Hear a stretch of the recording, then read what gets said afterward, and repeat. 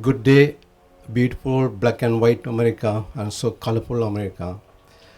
First of all, I want to tell you that I'm not a journalist, no, I'm not a politician either. But this time period that we have in pandemic in this country, all over the world, pandemic is destroying a lot of people. At the same time, what I want to say is, pandemic you can cure if you find a vaccine that will eradicate it. But the problem that we have in the country, the discrimination and violence, unless we all sit down together, so this issue, there won't be any vaccine for this one. It will take years and years. So my left hand side, Miss Tina Parker and her son Quincy Parker. My right hand side, Captain Keith Crawlman, to discuss what we could do in future to prevent or avoid certain situation that we had in the recent past. George Floyd, the person who was killed in Minneapolis. I'm going to ask you a question. First of all, I'm going to direct this question to Ms. Tina Parker. Ms. Tina Parker, can you please introduce yourself? Hi, my name is Tina, Are you currently employed? and I'm retired. Okay. How about Quincy? Quincy, my friend, do you believe that we have social racial discrimination in this country? Yes, doctor. I do. I believe we have, different cases and different tiers of social discrimination and racism that exists in the country. You know, I've experienced stuff on the lower tiers. Other people experience stuff on the higher tiers. But yeah, I believe it's here in America. It's been recorded. It's documented. It's an issue that America faces, and it needs to be talked about. So, what kind of challenge you had when you were growing up in the school and colleges? In the schools, my issues more so came from the elementary, my elementary era. I was more targeted than my other classmates. They were trying to, things that little boys do. They might act out a little bit, and they might do certain things, but it's within the realm of being a child. I was more so penalized for that behavior than other classmates. And when you look back, I believe second grade, when you look back, you kind of notice the disparities between the treatment of you and your other classmates or your peers. College, it's not as bad. It's not as prominent. It's just you notice there's a lack of African Americans just in the field, just in like civil engineering, but I don't really feel discriminated against, if that's to be fair on that point. Why did you join police department? Um, I joined because I had way back in high school, I wasn't the greatest high school student, and I had a gentleman that was teaching a law enforcement class, and he had such an impact on me and an influence on me to go out and serve serve your country, serve your community. It had such an impact on me that I wanted to be like him. And so I had a role model, and I got lucky and got into the field. Do you believe in genuinely that we have racial discrimination, racial issues in this country? Oh, there's obviously a history here in this country of having racism and discrimination, yes.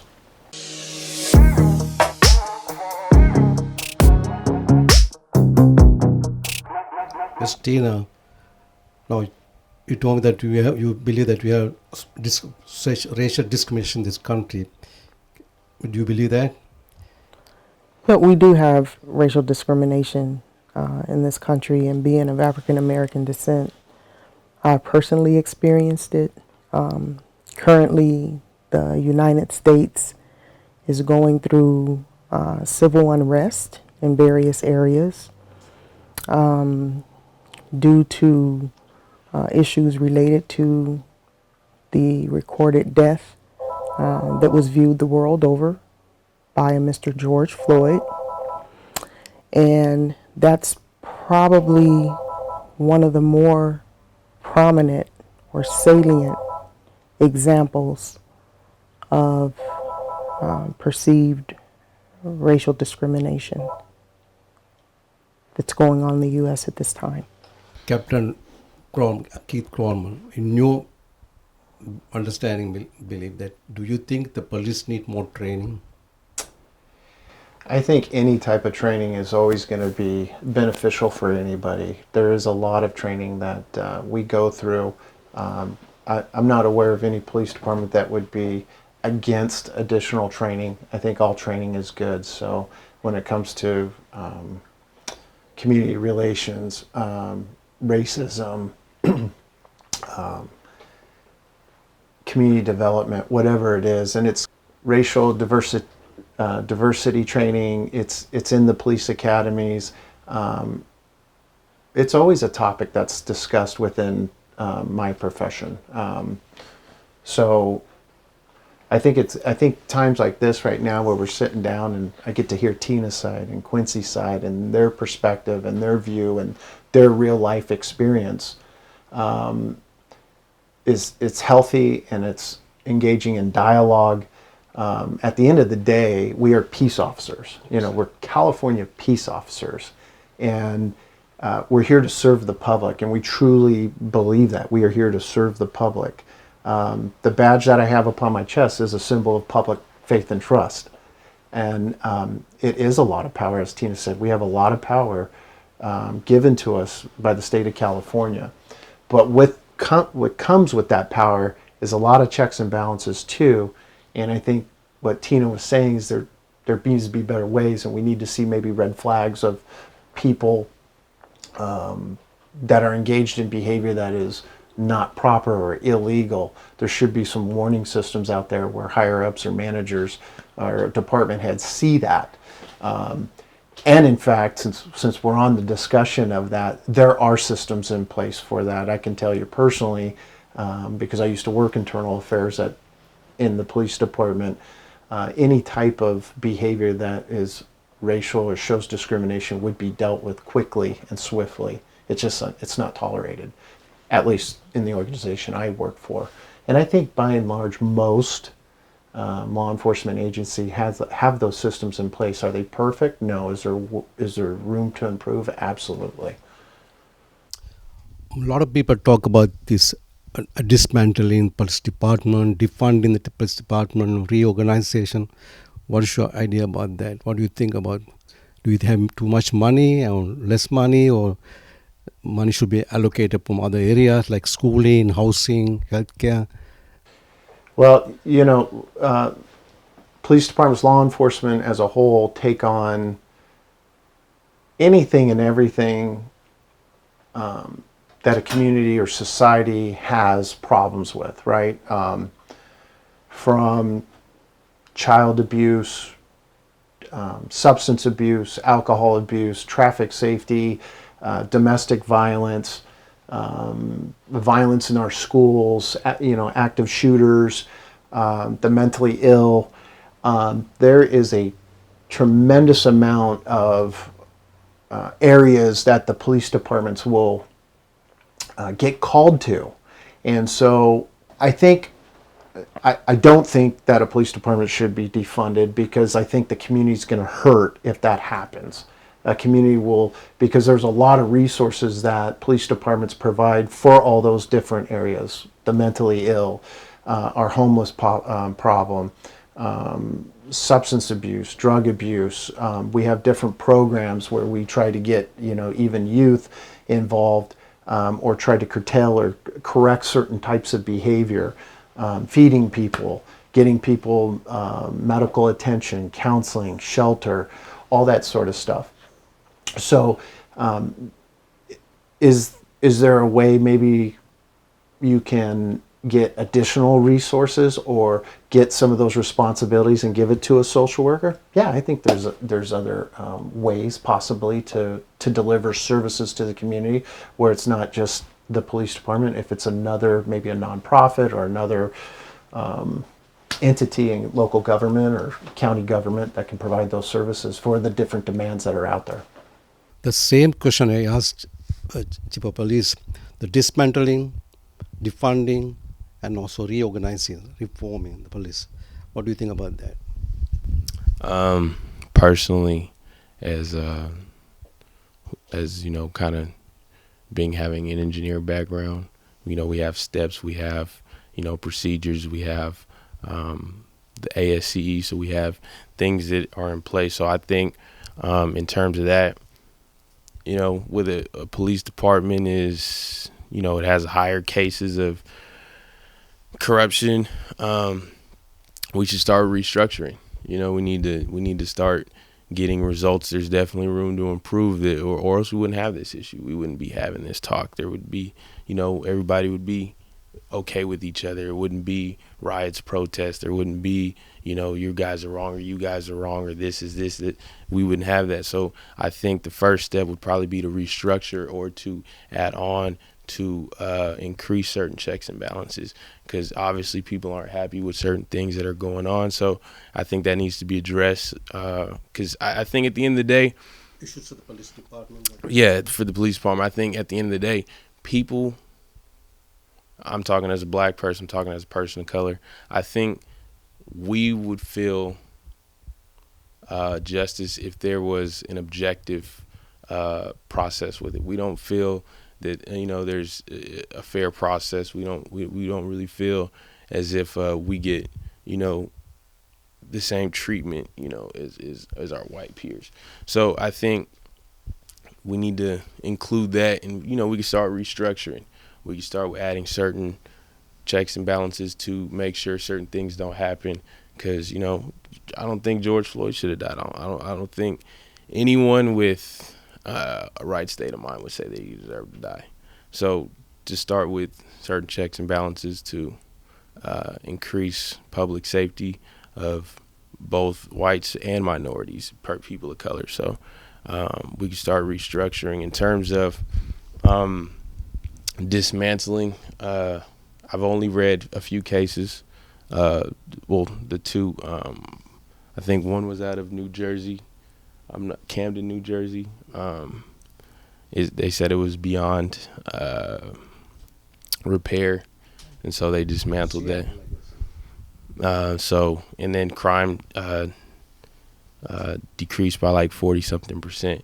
But I'm not saying to just start by, you know, jumping them off the ledge. We could start with trying to, you know, restructure so people like me, people like my mom, other black people, other people of color feel like that they're peace officers. Because I think if you ask other black people or other Hispanics or other people of color, they would probably feel like, I don't know about peace officers to us. So I feel if we could restructure that and everybody feels included and, oh, I could go to a police officer to help me, then, you know, that could be the first step in terms of improving our society and improving the police departments.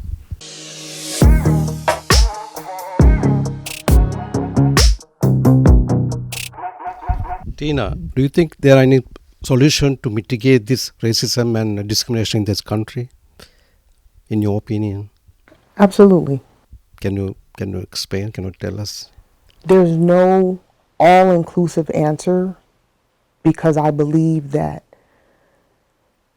people of all different backgrounds should come together to find a thorough set of solutions. But primarily, I think things like inclusion, diversity, legislation help to provide an environment where the sting of racism and discrimination isn't so bitter.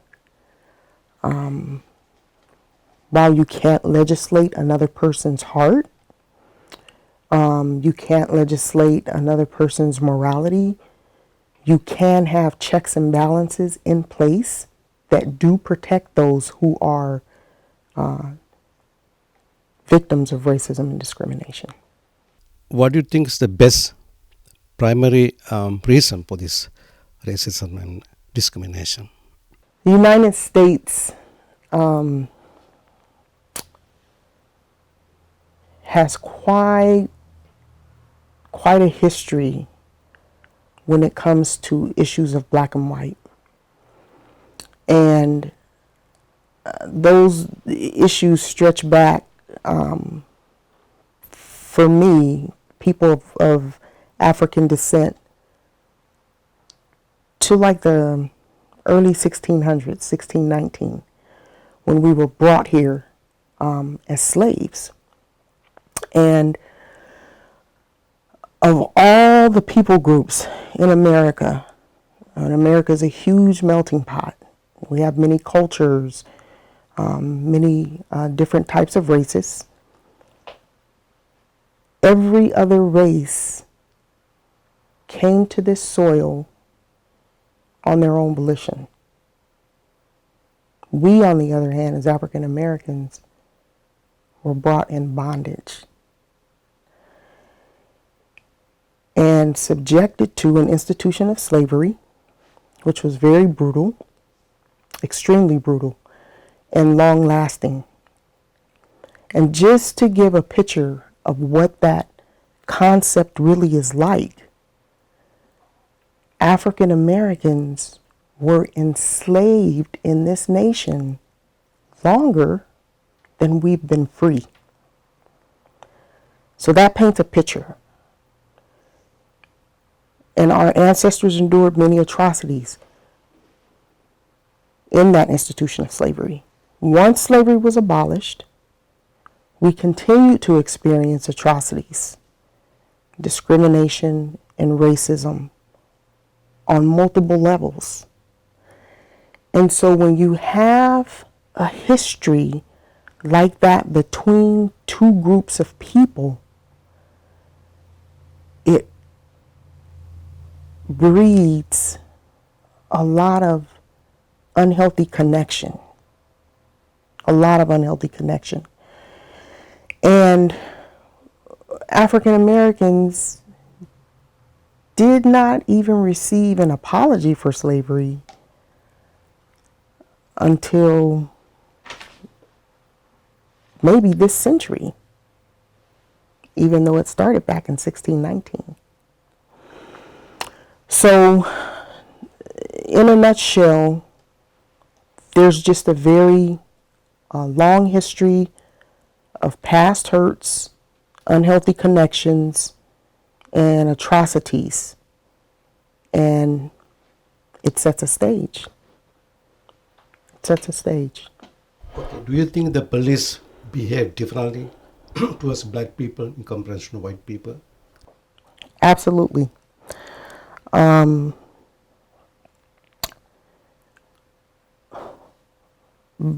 Before the advent of videos, it was very difficult for African Americans and their disclosures about police misconduct to be accepted and taken serious. Very difficult. Once the advent of video recording became available to members of the public, and some of these acts were caught on tape, that served as proof to the things that we have been saying all along. And in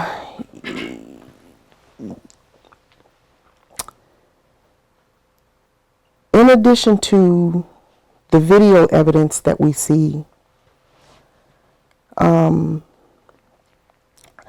there are certain instances and situations that happen that confirm we are treated differently.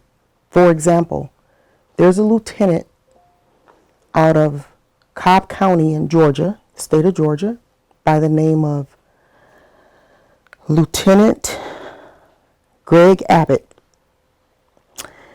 And Lieutenant Abbott effected a traffic stop of a white female.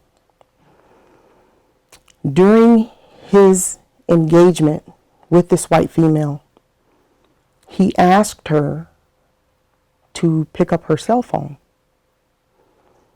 And she replied to him that she was fearful to do so because she had seen several videos where people made moves and were shot. Lieutenant Abbott responded to her, quote, "But you're not black. Remember, we only kill black people." So when you have a law enforcement of that caliber making a statement like that, it's picked up on his dash cam, and I just can't believe that he forgot his dash cam was rolling. I just think he was that cavalier about it. That serves as, a confirmation. There's a disparity. But don't you think that's a very small percentage of people, minute percentage of people in police department who do that? I mean, most of the police officers, police department that I come across, we see very seldom something like a harsh words or trying to arrest you or like discriminatory kind of words, in my experience. So don't you believe that the percentage of people that doing those kind of things very small percentage or significant? Not necessarily. Not necessarily. I'm not sure if you would be aware, but you may be aware of Frank Serpico, NYPD. Frank Serpico tried to disclose a culture, and this was probably the early 70s. He tried to disclose a culture of misconduct within the New York Police Department and was ambushed for it and nearly killed. I think that there is a very entrenched culture within police departments whereby some officers feel they will not be held accountable and they engage in unacceptable behavior like this. Not every cop, not every officer is bad. There are good officers out there. There's never an entire profession where they're all bad or they're all good. Never. No profession. Medicine, good doctors, bad doctors. Engineers, good engineers, bad engineers. Investigators, good investigators, bad investigators. But when you give a person a badge and a gun, and they have immunity to take another person's life, that's huge. That is huge. And that culture, that undercurrent, really needs to be examined. And I'll close out my answer by talking about the FBI, the Federal Bureau of Investigation.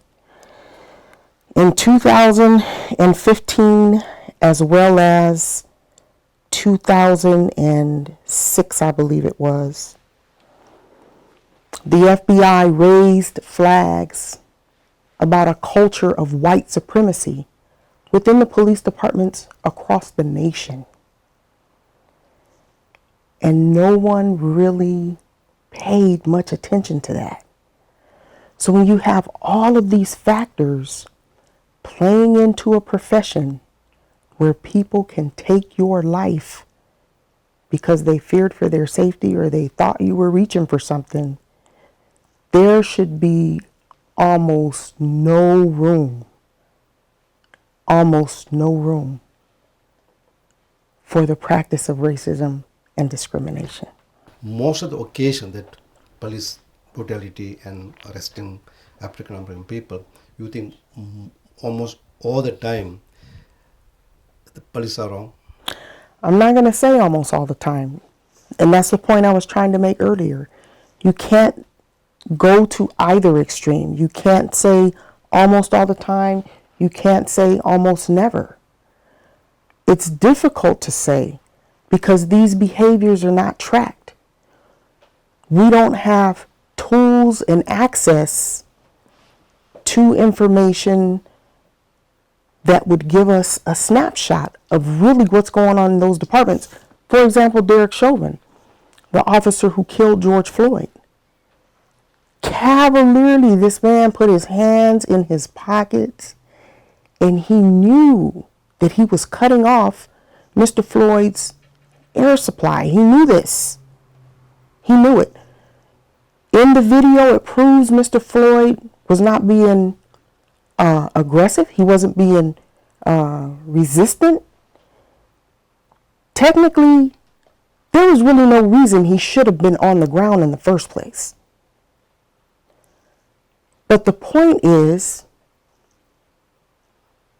they found out Derek Chauvin had as many as, I want to say, 17 complaints.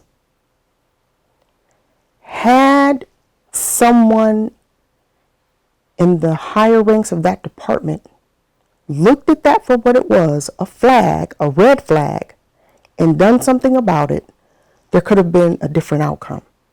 So again, to reiterate, in my answer to your question, it is difficult to say because you can't go from one extreme or the other extreme, and there's really no tools whereby we can effectively measure perceived, practiced acts of racial discrimination. It's very difficult to do that. But it does happen a lot in the African American community. Absolutely, it does.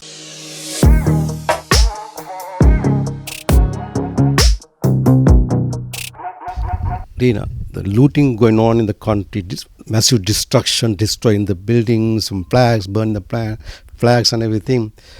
Do you think there's the right direction for this major issue to just to get the attention, or what do you think about that? What is your opinion? I don't think destruction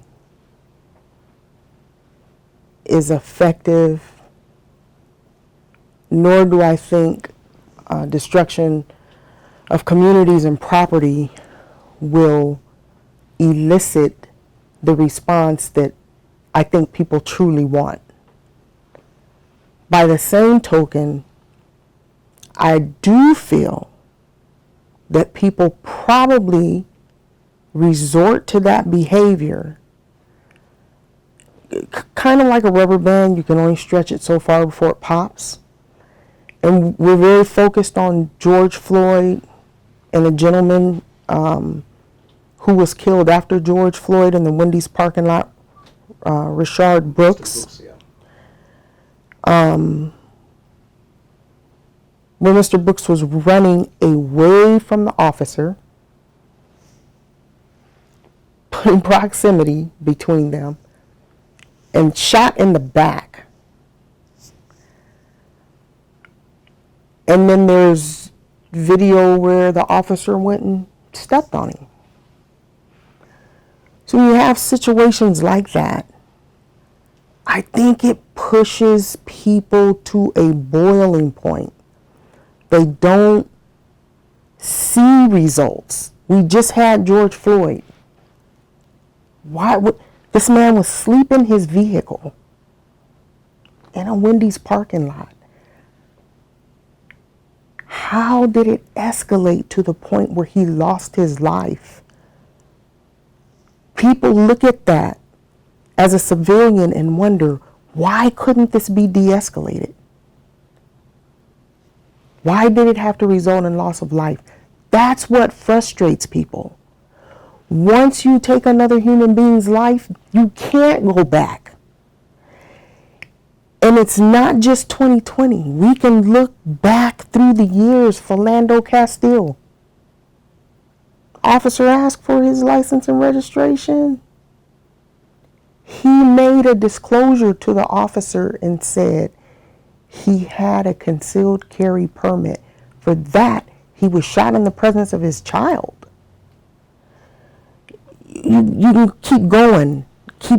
These issues, they just seem never ending. And I've got to say, your department, you guys may have a wonderful system in place where these checks and balances work. But African Americans look at this kind of stuff and we say, well, wait a minute. They're bringing mass shooters alive all the time, but yet unarmed black people are being killed. You have Dylan Roof. He killed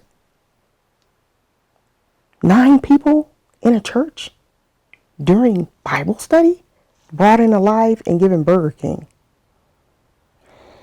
You have James Holmes, the Aurora, Colorado shooter who killed 12 people and wounded 78, brought in alive. You have Grady Wayne Wilkes, who shot and killed a police officer, wounded 2 other officers, yet he was brought in alive. You have Matthew Bernard, who shot and killed 2 adults and a child, choked a church attendant, and chased a police officer, and the most they did was mace him. Tina, can I stop a little bit? Now, the same dog, I know, I understand your feeling, but at the same time, have you ever seen police officers being murdered also? Shot on the head, people are throwing rocks at them, bricks at them, injuring, and what do you think about that? What is your answer about that? It's equally inappropriate. It's equally inappropriate. But officers make a conscious decision to take on that job. Nobody forces them. They make the decision themselves. Violence against any person, be it a uniformed officer or a citizen, unacceptable.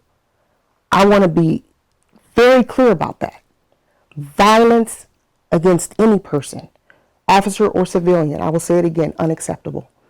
But officers make a decision to wear that badge, to carry that gun, and they know inherent risks are associated with that profession. With that said, I also find it interesting that there were several videos about how officers were also being violent toward protesters, in many situations unprovoked. This is the culture that I am trying to convey that frustrates people of color, because the focus is put elsewhere when, like I said, how can anyone justify mass shooters being taken in alive and unarmed black people being murdered for the slightest move? There are things that we cannot bypass. Those issues must be addressed. Every time my child leaves the house in his car, I fear, is he going to get pulled over? And if he does, is he going to have an officer who knows how to be professional? Or is he going to come across someone that maybe had a fight with his spouse who's already worked up and who escalates the situation? These things happen. Have you ever trained Quincy when you were small how to respond? Absolutely. Most black families, you will hear about the talk that we give our children. When you are pulled over, 10 and 2 on that steering wheel. Do not move your hands. Make sure you have rolled your windows down the moment that light goes on, so as that officer approaches your vehicle, they have a clear view inside to know there's not a threat. When they ask for your license and registration, you don't just suddenly grab it and show it to them. You must first ask, sir, my registration is in my glove box. Is it okay if I get it? There's a whole talk that African American families have to go through with their children that none of my Caucasian friends ever have to invoke with their children. Listen, I can sit here all day and give examples. I can sit here all day and share my point of view. But if you're not in this skin, if you're not in those neighborhoods, you have no clue what we see and what we go through. And many times when it is communicated, it's dismissed. So it would be nice if we could have community engagement where a foundation of trust is built, and that if accountability needs to be levied, we as citizens can trust that it is going to be done. What is the first step we should take to solve this issue that we have? In your opinion, what is the first number 1, 2, 3, 4? What do you think we should do first? Well, So alleviate the problem that we have, like a wildfire going all over the country, Right. more than pandemic, like killing the people. That this, as I said before, the pandemic we can find a vaccine and will be taken care of. Yeah. But this kind of violence and discrimination, racism that we have in this country for the last 400 years, what do you think that we should take some kind of steps? Otherwise, this will be going on and on and on. Right. Massive destruction, looting, destroying the properties, and beating down the statues and setting fire to the flags and stuff like that. So that's not going to be ending very soon unless you take some drastic changes. What is the first step that you'll be taking? The first step I would be taking as a law enforcement officer is to engage my community, right? Engage the people, ask what the concerns are, ask what the perceptions are, ask and engage in dialogue. One thing we shouldn't be doing is engaging in violence, right? Absolutely not. I actually think it's disrespectful to Dr. Martin Luther King to engage in that type of behavior. Muhammad Gandhi. There are different ways that are more effective and efficient than engaging in violence, and the violence that happens, unfortunately, it leaves others, unemployed, right? If a business gets burnt down, it not only hurts people with jobs, it hurts the local community with revenue. So that's what needs to stop. So open discussion, communication with each other, listen to their problems, that would be great, huh? I think so. Yes. It's always, I don't think it's a catch-all. I don't think it's a fix-all. I think that should be the first step. And then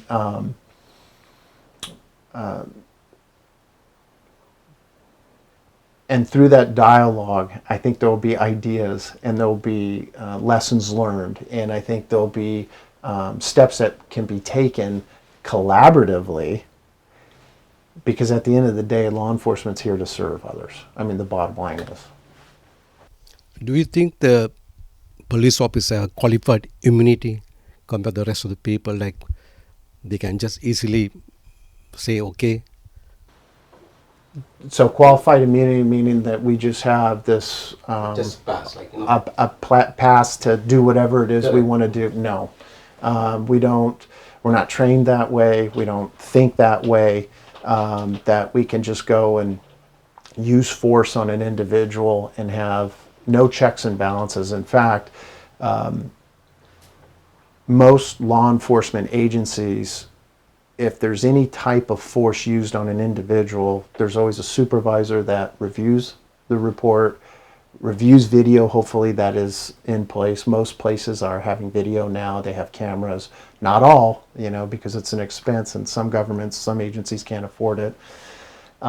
Once it's reviewed, it goes to another level of review. The district attorney's office reviews that report. Not only the district attorney's office, but then if in fact someone's arrested during a use of force, judges review the reports. And if it's still not adequate or people feel that they've been wrong, they obviously, not only on the criminal end, but on the civil end of things, people have the right to sue the police department and say, hey, excessive use of force was done here. People also can call the Attorney General to get involved. They can also call the Federal Bureau of Investigation, the FBI. So there are things in place to review that power, or the checks and balances that need to be in place. So next question for Quincy. What do you think the first step that we should be taking to alleviate these kind of problems, in your opinion, in the college level or in your work environment? I think the first step would probably be exposure. I think that when you have racism, at least in this day and time, it's a mentality. When people discriminate as a result of that mentality, it's usually due to little exposure or the wrong exposure. So when you talk about the first step to kind of solving certain issues, it's having exposure, it's having a dialogue as we're having now. It's an uncomfortable issue, and there needs to be an uncomfortable talk about it, because we can't just all sit around and kumbaya, and that's not going to solve anything. So I think the first step would be having that exposure, having that talk, hearing both sides. The George Floyd's death was, people talk about the looting, the violence, this thing that happened out of it. The people talk about how tragic it was. I think that was a first step to, talking about the issues that we have, police brutality, to racism, to discrimination, to things that are wrong with, the way things are handled on certain scales and on certain levels. When you see certain things like the looting and the violence, people try to address these issues so they can stop. They've passed certain things, but to me, I think when you have a case like this, it kind of goes to show, there's problems and it needs to be addressed. We can't just remain a status quo. As humans, our whole life is to evolve. From childhood to elderly, we have to evolve. We have to get better. If we don't, we revert. So I think, as I said, the first step would be exposure, would be to have an understanding and empathy. It would be to try to understand another's ethnicity or another person's problems as if they were your own. We can't fix problems unless we all kind of come together, since we're such a huge melting pot. Good food is made when you put all the seasonings together. So you need to have that inclusion, you need to have that working together, and you need to have that empathy in order to go forward. So I think that would be the first step. Last question, last answer also. I have been living in this country for the last 35 years. I came as an immigrant. Actually, my social background is different, a little bit different from that. I didn't go to high school or college in this country. I came as a doctor anyway. So what could we as immigrant, with a colored immigrant coming from third world countries, how do we help to alleviate this problem? What do you think that we should contribute? How do you contribute to the society to mitigate this problem? Meaning the immigrants' fear of the police? We should contribute also. We should not take anybody's side. We are like in the middle. We feel that it's a kind of very destructive behavior from both parties, both sides. Is there anything that we could do to alleviate this problem? To be like a peace talkers or community events and social gathering? What do you think? I think all those are absolutely helpful, but let me get back to Tina's point about training your children to put 10 and 2. I just want you to know I did the same approach with my boys when they started driving, getting pulled over by the police. I said the exact same things to them. Roll your windows down, keep your hands where the police can see them, because the hands are what get the police very nervous. And everything is yes sir and no ma'am, depending on who pulls you over, and don't give them a reason or the police to pull you out of the car, or be respectful, ask permission before you get your car registration. So I'm glad I was doing the same thing that you did with everybody. So, but what can an immigrant, or what can people coming to this country do? I don't know. I don't know. I think that just being a good citizen, right? This is an interesting talk, and I think what Tina says, I don't think anybody can know what it's like to be an African American unless you're an African American. So we see very seldom countries where we come from. I know we have a lot of problems back home, social issue, poverty, and everything. But usually, it's a very uncommon a person to be killed by police. At the same time, a person to kill the police officers. Either. But they have battle, they have fighting, they have harassment, and all those things are there. But killing part, we don't see that much in countries like where we coming from. Yeah, we have a violent society here in America. It's very violent, and I think anybody that's ever traveled, like if you go to Europe or, it's very dangerous here compared to if you were going to compare to other countries. And there's also a lot of other countries that are even more Correct. dangerous. That's why the police use certain approaches and tactics when pulling over a car, or if they're about to go and talk to somebody, an individual who might be walking down the street or on a sidewalk, and you see them looking into cars, or they're engaging in suspicious behavior. We'll ask them to take their hands out of their pockets. Don't put your hands in your pockets when I'm talking to you. Those types of steps should be used quite often to mitigate any type of use of force, right? And I'm talking hypotheticals. There's been, in 25 years, I've seen a lot of different things.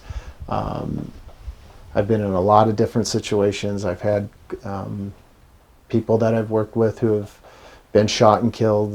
Police Academy member of mine was shot and killed in the head at the end of a vehicle pursuit. I had another individual, Los Angeles Police Department, when I was working gangs, sitting in his police car, was shot in the head and killed. So we use certain approaches and tactics to de-escalate or to mitigate dangerous situations so no one gets hurt, not just the police, but anybody around, the person, the neighbors, other individuals who are in the vicinity. So I don't know if I answered your question or not. Yeah, I apologize. Okay. We are planning to give beautiful documentaries, science program, educational programs in future from Ma TV.